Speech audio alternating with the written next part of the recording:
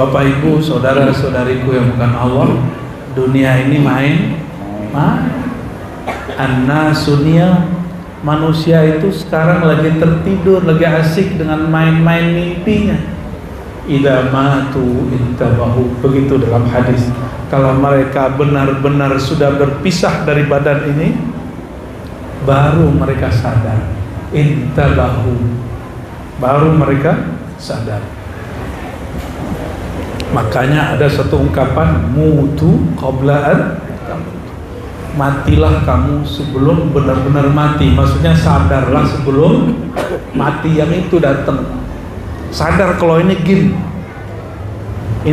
paling hebat yang Allah buat di alam semesta, bernama dunia. Dan inilah mulai dari game berumah tangga, game di sekolah, di tempat bekerja, sampai game berpolitik, ya. Semoga Allah membuka mata hati kita semua.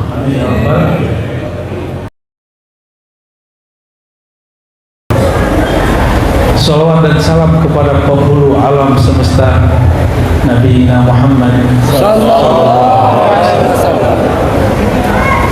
Beliau itulah yang karenanya alam semesta ada, karena beliau Sayyidina Adam dicipta.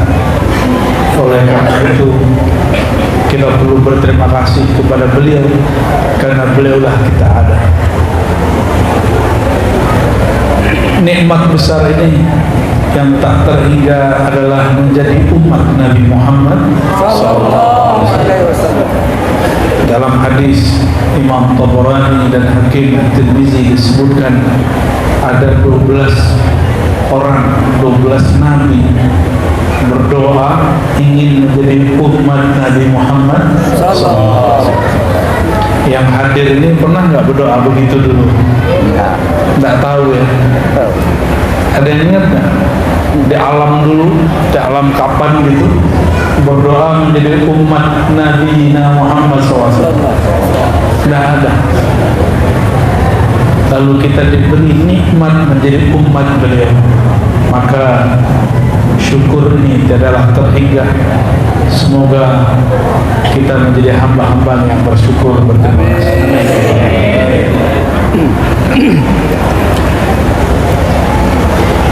Mau tema apa Pak? Tasawuf. Tasawuf Buya.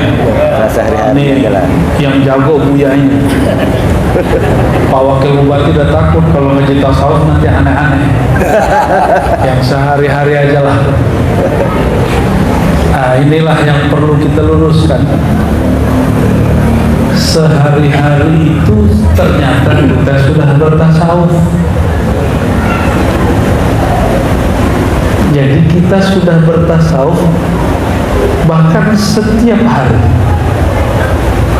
Kalau bangun tidur baca doa apa?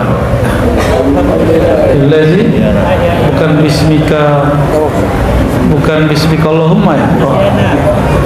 Bangun tidur baca apa? Alhamdulillahi ahyana ba'dama amatana. Itu tasawuf pertama itu.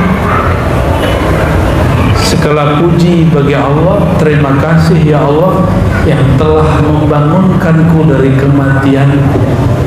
Setelah aku dimatikan, aku dihidupkan kembali. Dalam tasawuf ada namanya mati sebelum mati. Tiap malam kita begitu. Jadi nggak usah khawatir kalau ngaji tasawuf. Tasawuf itu nggak berat. Saya ngaji tasawuf dari umur 11 tahun sampai sekarang nggak gila. Justru teman saya nggak ngaji tasawuf stres. Kenapa tuh? Karena nggak kenal Allah Subhanahu wa Ta'ala.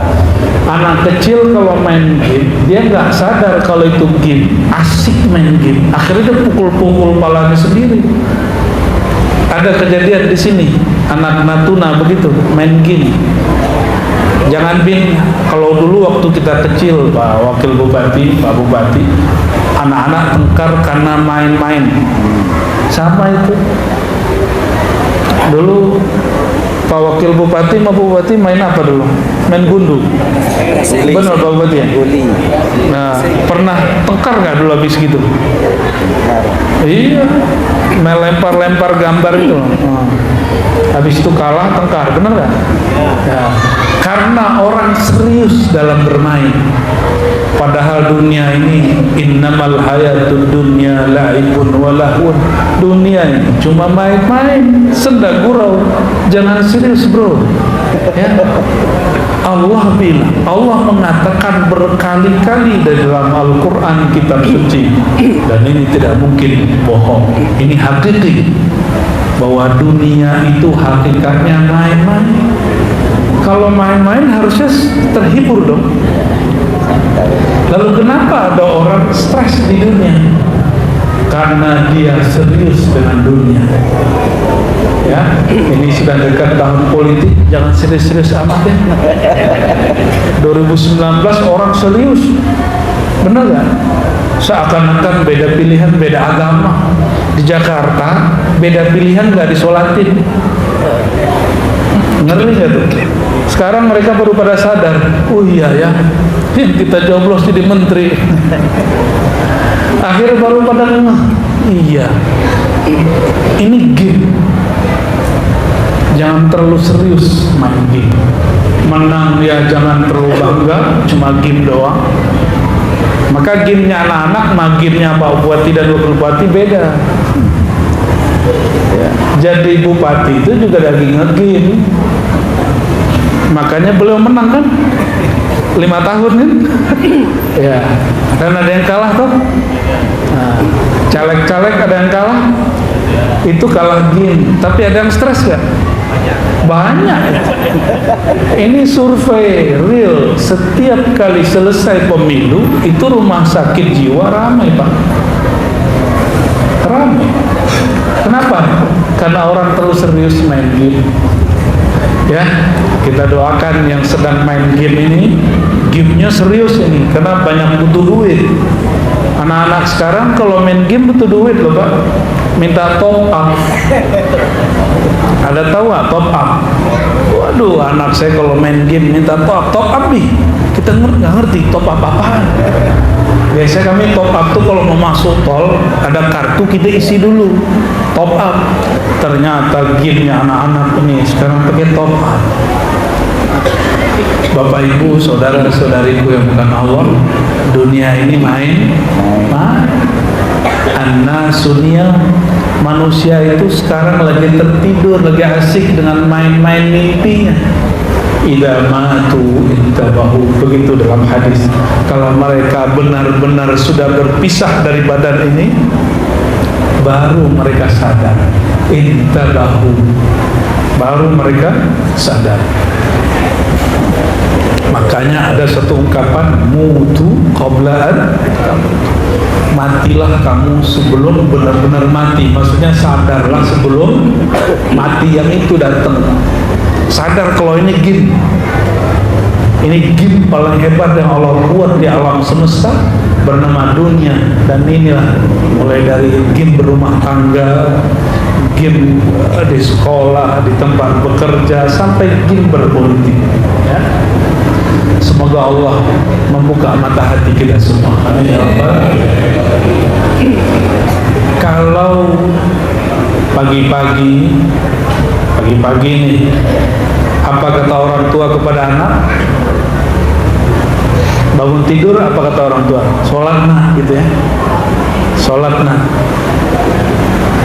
Kalau sholat itu makanan rohani. Habis sholat disuruh mandi atau makan.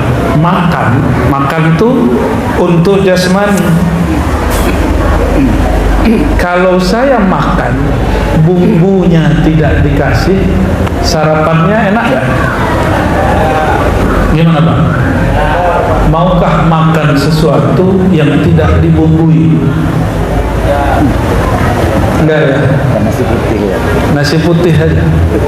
Atau orang sini kalau yang paling suka buat apa? Kuah sop. Pindang. Iya, tapi tidak ada garamnya, mau nggak? Nggak mau.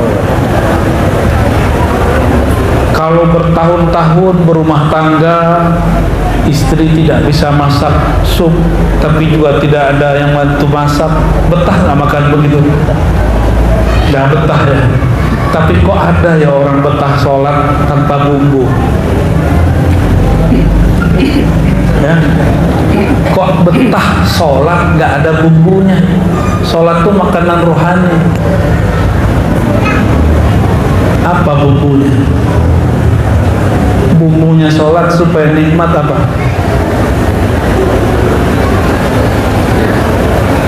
Apa bumbu sholat? Kelezatan berbicara, menatap Allah Subhanahu wa ta'ala. Kita sebut khusyuk. Kok ada orang bertahun-tahun betah sarapan sholat tapi nggak nikmat? Kalau tadi ada orang sarapan setiap hari selama 40 tahun nggak nikmat-nikmat, kita sebut orang itu apa? TOLOL. Ya, tol. Kalau bahasa Arabnya jahilun. Betapa jahilnya manusia, dia biarkan dirinya sholat tapi tidak menikmati rasa sholatnya. Mau nggak setiap hari menghormati sesuatu yang kita nggak kenal? Kita nggak kenal sama dia. Atau mungkinkah terjadi orang hormat kepada sesuatu yang dia tidak kenal? Nggak mungkin. Maka kebanyakan orang hari ini sujud dan ruku itu cuma menghormati guru dan ayahnya, karena kebiasaan dari kecilnya, bukan karena dia kenal kepada yang nyuruh dia sujud dan ruku.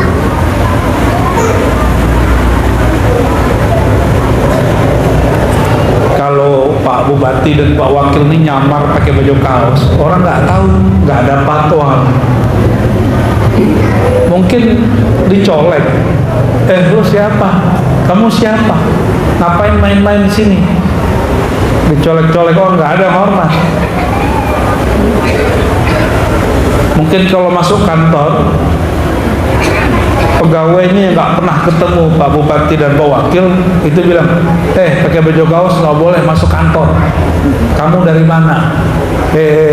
Nih nggak boleh pakai sendal, mesti pakai sepatu. Dia nggak tahu kalau yang mau masuk ini Pak Bupati dan Pak Wakil baru turun dari Gunung Rana. Kok bisa terjadi begitu? Karena dia nggak kenal.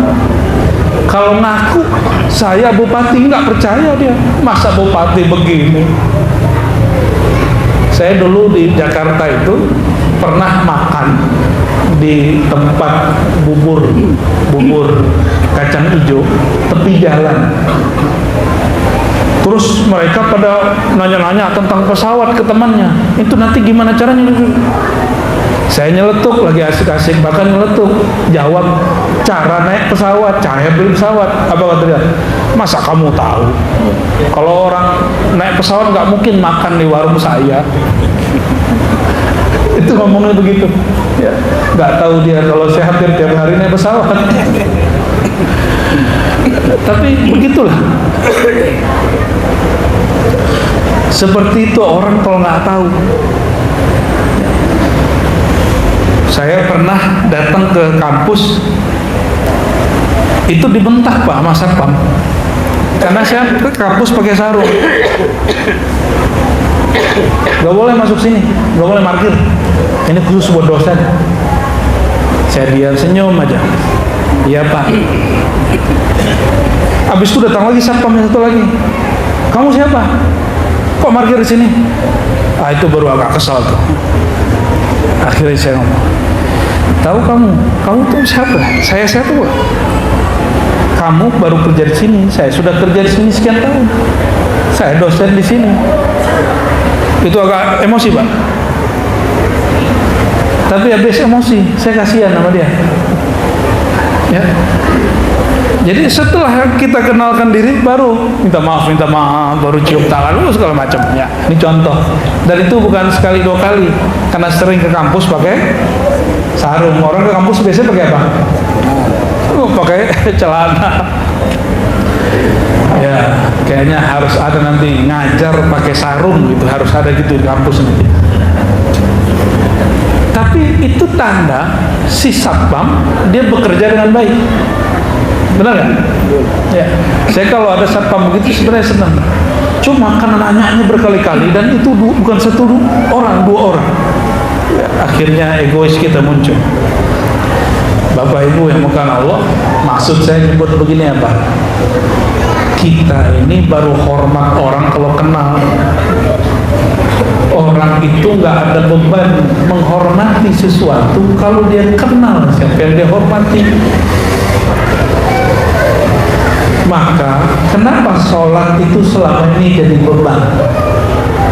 Karena orang tidak kenal siapa yang dia sembah. Itu inti tasawuf. Berarti tasawuf itu basic atau tinggi? Basic. Ini yang disebut oleh Imam Junaid al-Baghdadi, awwalu ibadati, ibadah pertama itu adalah ma'rifatullah, mengenal Allah. Orang kalau sudah kenal Allah, apapun profesinya jadi ibadah. Ibadahnya pemimpin apa? Beliau ini kan pemimpin, ibadahnya adil dan amanah. Kalau ibadah saya apa? Apa yang saya tahu, saya amalkan, saya sampaikan, begitu Bu ya. Ya. Ibadahnya pegawai apa? Mengerjakan apa yang menjadi tugas dia secara jujur juga. Begitulah ibadah. Ya. Maka ayat yang sering kita baca, wa ma khalaqtul jinna wal insa illa liya'budun, tidak aku ciptakan jin dan manusia kecuali untuk, kalau terjemahan Kementerian Agama, karena beliau orang Kemenak nih, untuk menyembah aku, itu terjemahan Kementerian Agama. Tapi terjemahan kan belum tafsir secara umum, secara global ya. Ini baru salah satu tafsir. Ya'budun, menyembah, bahasa Arab diterjemahkan ya'budun, menyembah, itu sebenarnya berarti ya'rifun. Siapa yang mengatakan begitu? Ibnu Abbas, sahabat Nabi. Tidak aku ciptakan jin dan manusia kecuali untuk mengenal aku, bukan langsung nyembah. Kalau langsung nyembah beban. Nah, Bapak Ibu, ini kajian ringan. Ini tubuh kita ini tubuh, punya tubuh nggak? Bener nih, coba pegang dulu badannya. Oh bener nih, punya tubuh nih. Nah, itu tubuh dari mana? Dari mana? Dari tanah apa dari api? Oke, karena dia dari tanah, pulang ke tanah. Benar, udah siap belum? Udah siap pulang belum? Karena dia dari tanah, dia pulang ke tanah. Ini tubuh zahir. Maka tubuh ini mesti dia mendekat ke tanah. Itu sebabnya sujud. Orang-orang terdahulu mereka punya ritual menyerap tenaga alam, maka mereka pegang-pegang tuh tanah, tangannya begini ya. Kita nggak perlu begitu, kita cukup sujud kepada yang menciptakan tanah, maka kekuatan alam langsung menjadi kekuatan kita.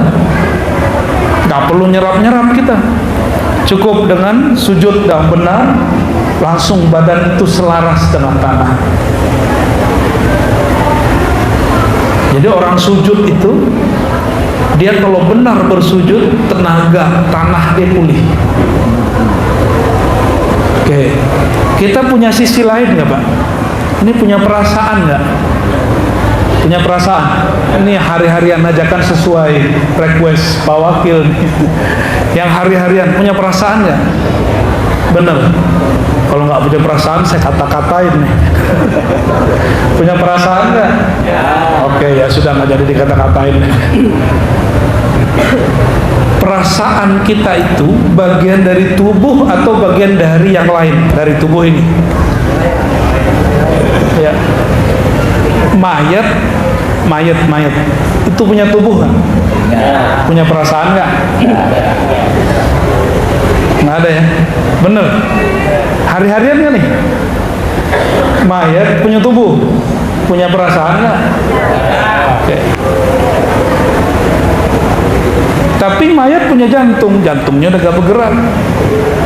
Sekarang kita pindah ke makhluk lain deh ya. Si guguk kalau kata orang Natuna apa? Aso.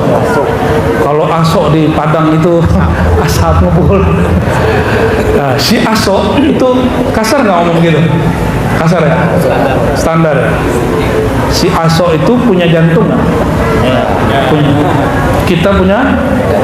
Oh, berarti bukan jantung ini perbedaan kita dengan si aso. Oke, coba cek. Ayam punya jantung nggak? Kambing punya jantung? Berarti bukan jantung itu khasnya manusia. Coba cek. Itu kucing punya otak nggak? Punya. Kambing? Anjing? Aso apa? Aso. Punya semua? Berarti kekhususan manusia bukan pada otak. Apa khususnya kita dibandingkan hewan-hewan dan orang yang sudah mati? Kolbu. Akal itu hanya alat. Akal itu cuma alat. Alat ini mesin pemutarnya apa? Ada yang memutarnya nafsu, ada yang memutarnya kolbu. Tergantung siapa yang memutar akal kita. Maka di Quran disebut lahum qulubun yaqiluna biha. Ada orang yang kolbunya jadi alat pemutar akalnya, tapi ada enggak. Kalau yang tidak, ulaika kal an'am, mereka seperti binatang ternak yang memutar akalnya nafsunya.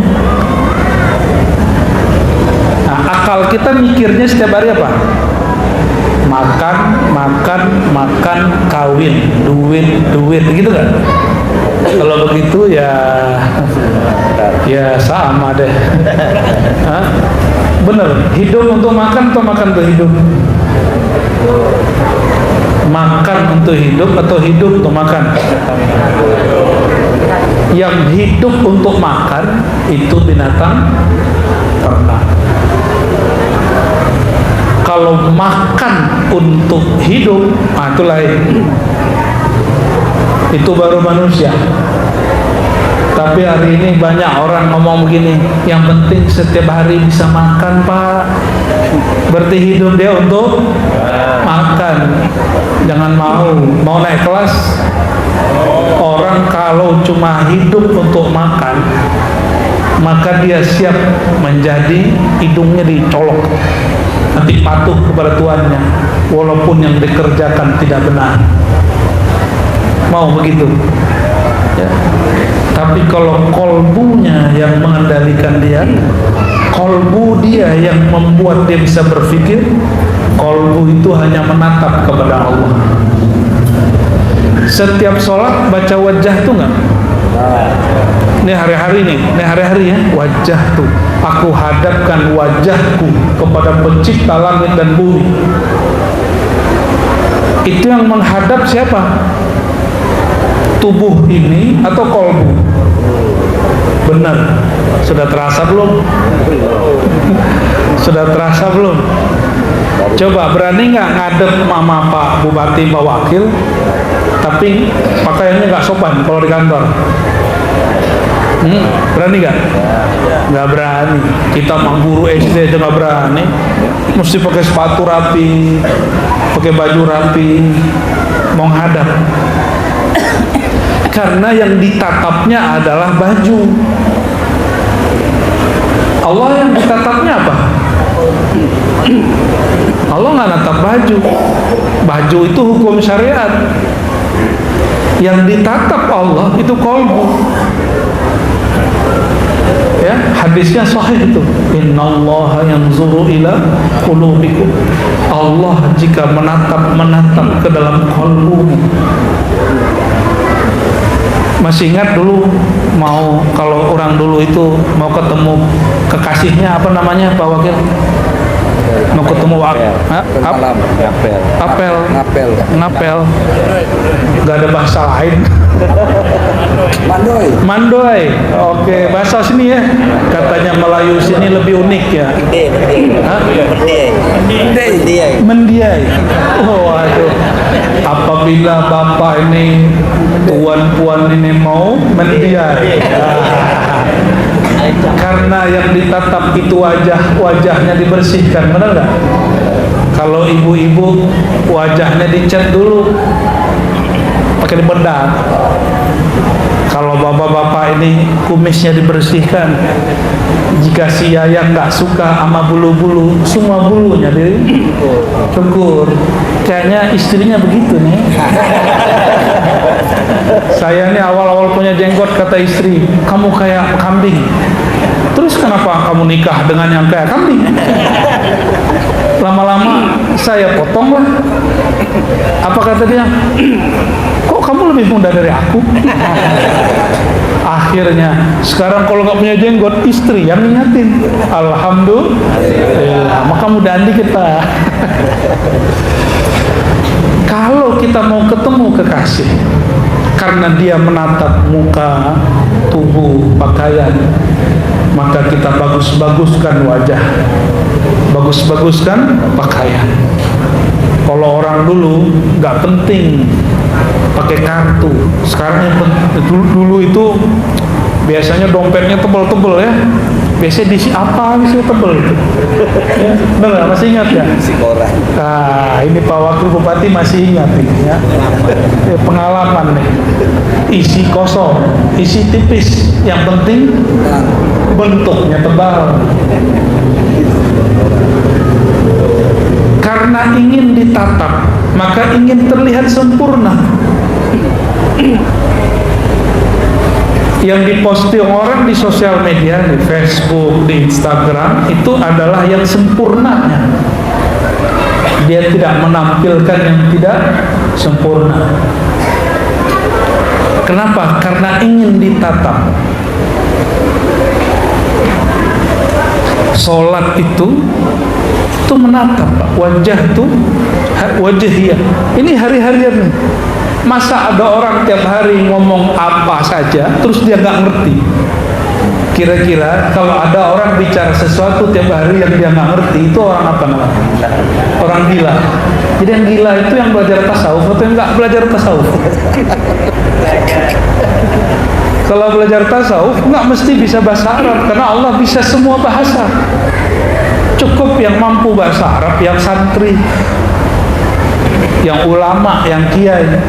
Kami yang dari pesantren perlu bahasa Arab, karena tugas kami membaca kitab-kitab suci. Betul Bu ya?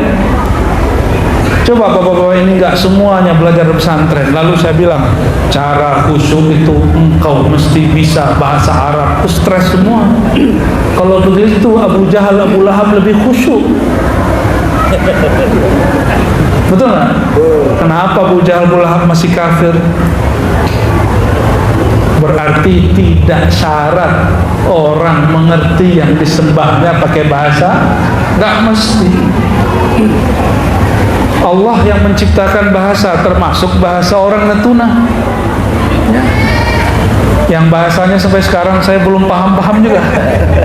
Ya maklum belum sehari sampai di sini.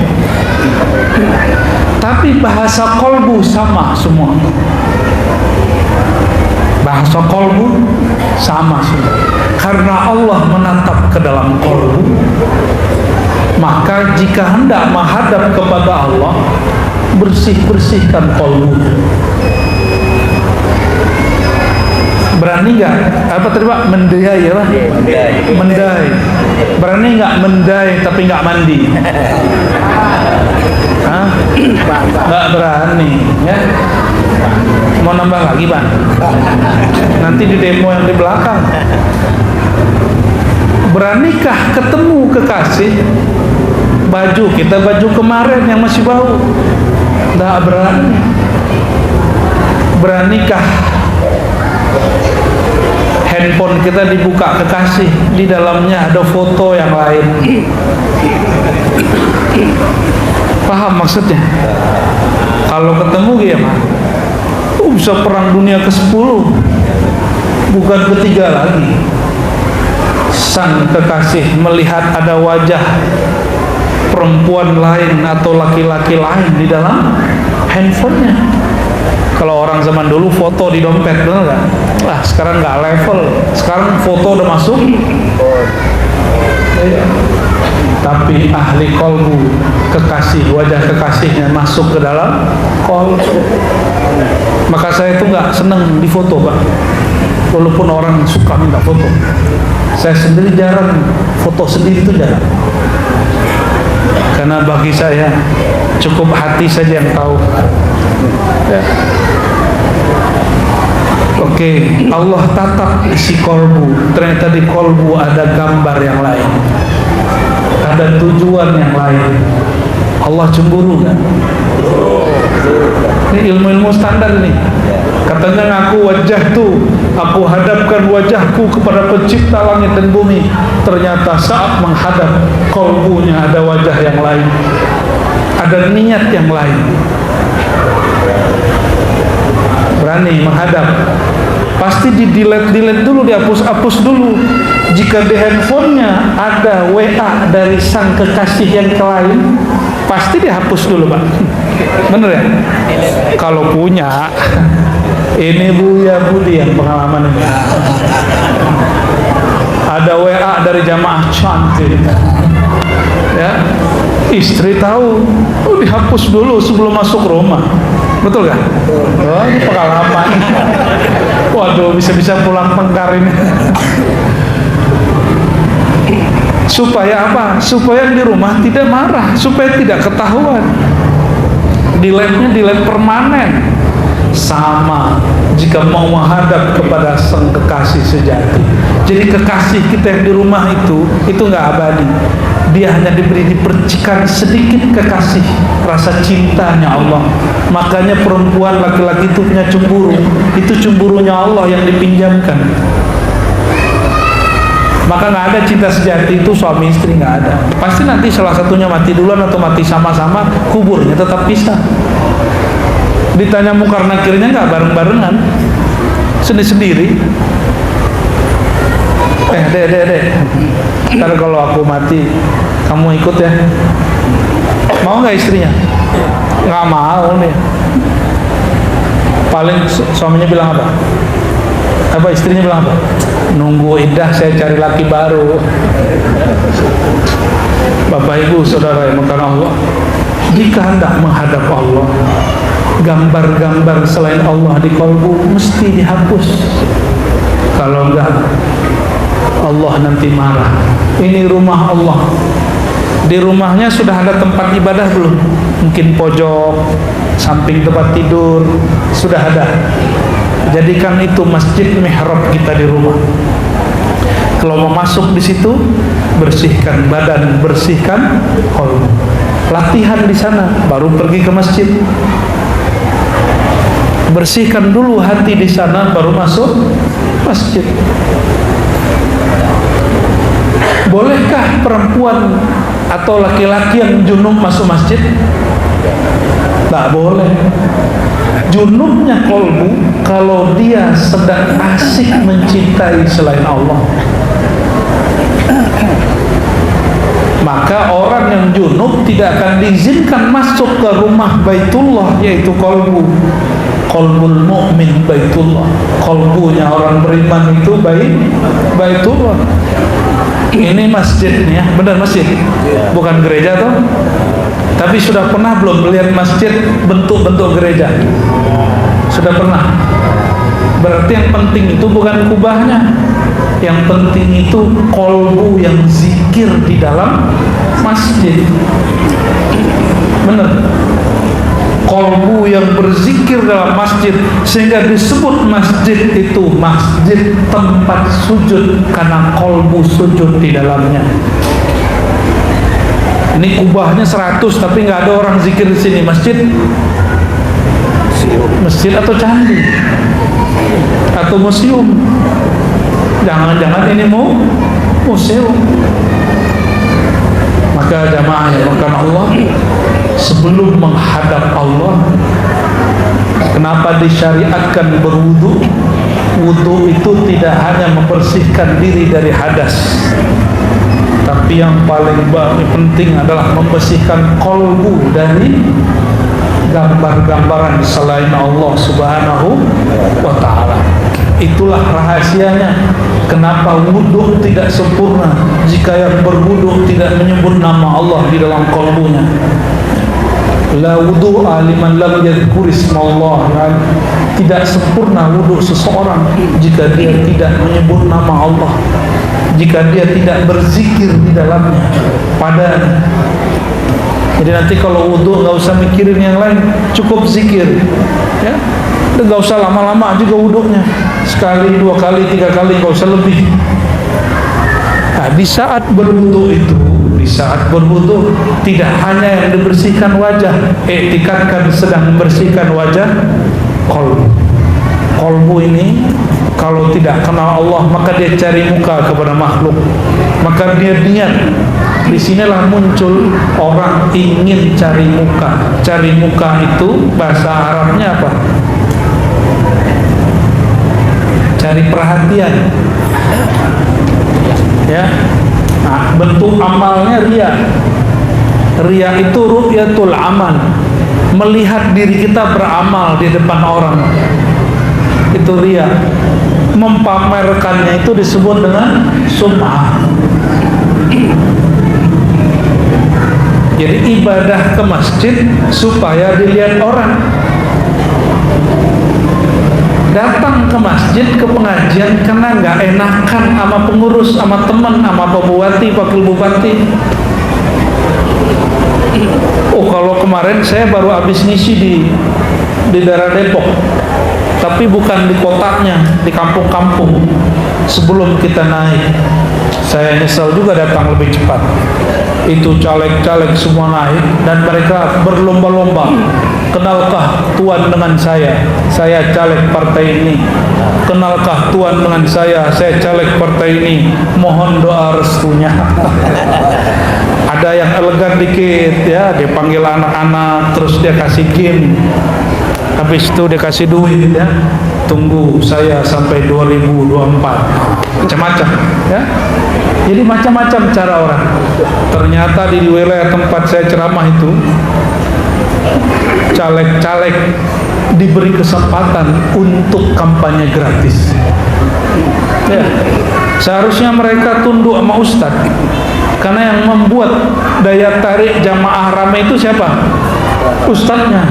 Tapi betapa kurang ajarnya caleg itu. Selesai dia naik, majelis dia tinggal, dia nggak ngaji. Saya doakan mereka tidak terpilih.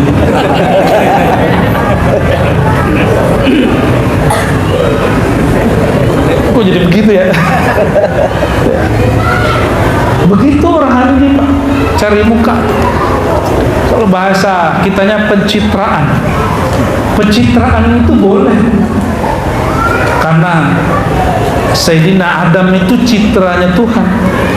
Allah mengenalkan salah satu keindahannya melalui Sayyidina Adam. Bahkan Sayyidina Muhammad itu adalah mazhar wujudillah, adalah cara Allah mengenalkan dirinya kepada alam itu lewat Nabi Muhammad SAW. Kita ini nggak ada yang melihat Allah, toh? Nggak ada. Ada yang pernah lihat Allah nggak di dunia ini? Kan nggak ada. Ada yang aku lihat Allah, saya tanya, emang yang kamu lihat kayak gimana? Kamu pejam mata, Rozi, rasakan ada warna hitam. Saya pejamlah mata, betul gelap. Apa kata dia? Itulah Tuhan. Ngeri itu Pak Wakil. Nggak tahu dia ngaji di mana lah ini orang ini, ya. Kok mengatakan Tuhan itu hitam? Ternyata nggak lama habis itu kejadian aneh-aneh, ya. Bapak Ibu Saudara Saudari yang dimuliakan Allah, inti kajian malam ini sederhana saja. Inilah yang disebut di hadis Imam Tirmizi, kita ini nggak ada yang bersih dari dosa. Nanti di akhirat ada orang dihisab. Kalau dihisab itu berarti diperiksa oleh malaikat yang bertugas seperti malaikat penyidik, kayak orang penyidik di sini. Lalu disidangkan, ada hisab, ada mizan, disidangkan. Hasilnya keluarlah laporan, semua daftar keburukan, mulai dari ujung rambut sampai ujung kaki ada maksiatnya. Selesai disidang, ternyata sidang itu berkali-kali, nggak hanya di sini, ada sidang dalam sidang, ada sidang setelah sidang, ada orang naik banding. Nanti di sana juga sama. Ketika sudah putus persidangan bahwa orang ini pendosa dari ujung rambutnya sampai ujung kakinya dosa, maka malaikat azab tarik dia. Hadis Imam Tirmizi, ditariklah dia. Tiba-tiba Allah Zul Jalal wal Ikram yang selalu menatap ke dalam kolbu mengeluarkan titah, wahai malaikatku, ada satu yang belum kalian sidangkan, satu yang belum kalian periksa, satu yang belum kalian timbang. Bertanyalah malaikat, apakah itu wahai Rabb, ya Tuhan? Bedahlah jantungnya, bedah dadanya, ambil isi jantungnya, itu berkait dengan kolbunya, apa isinya? Dibukalah dadanya, diambil jantungnya. Betapa kagetnya malaikat yang bertugas menyidang orang ini. Jantungnya menyebut la ilaha illallah. Di hadis Imam Baihaqi, Allah, Allah, Allah. Maka diambillah itu kalimah, ditimbang dengan semua dosanya. Apa yang terjadi? Kalimah la ilaha illallah dan Allah, Allah, Allah itu lebih berat dari semua dosanya. Akhirnya malaikat azab melepaskan rantai nerakanya dan diserahkan ke malaikat rahmat. Ini kamu yang urus. Ternyata dia kekasih Allah, tapi menzahirkan sesuatu yang tidak biasa. Batin dia bersama Allah, tapi zahir dia seakan-akan bukan kekasih Allah. Maka hati-hati dengan orang-orang dimanapun, di pulau manapun, di kota dan negeri manapun, walaupun penampilannya biasa, siapa tahu di kolbunya ada nur la ilaha illallah, nur lafaz Allah, Allah. Bukankah baca la ilallah mudah? Mudah tuh. Coba baca la ilaha. Yang beda orang ini bacanya dengan kolbu, orang ini bacanya dengan kolbu. Itu yang disebut di hadis Imam Bukhari, orang yang baca la ilaha illallah min qalbihi, dari kolbunya, Allah haramkan dirinya dari neraka. Karena kolbu berkait dengan jantung, jantung berkait dengan seluruh tubuh, berarti darah dia semuanya sudah terkena lafaz Allahu Allah, la ilaha illallah. Neraka mau bakar gak berani. Kenapa? Karena darahnya bau kalimah la ilaha illallah. Seandainya malaikat azab bawa dia masuk neraka, itu neraka api nggak bisa bakar, malah menyusahkan malaikat di neraka. Dan itu ada Pak nanti. Kalau Bapak Ibu ini nggak percaya, masuk neraka duluan.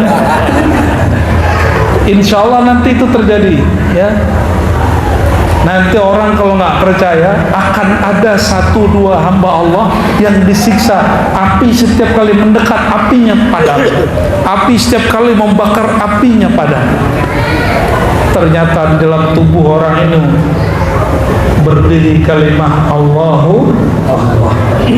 Bapak Ibu yang bukan Allah, inilah oleh-oleh pada malam ini. Mari pelajari cara membaca nama Allah di dalam Al-Quran. Di sini banyak guru-guru, kiai-kiai yang mereka punya sanad keilmuan zikir tentang ini, ambil dari mereka. Ya, gak usah jauh-jauh ke Jakarta, ke Padang, ya.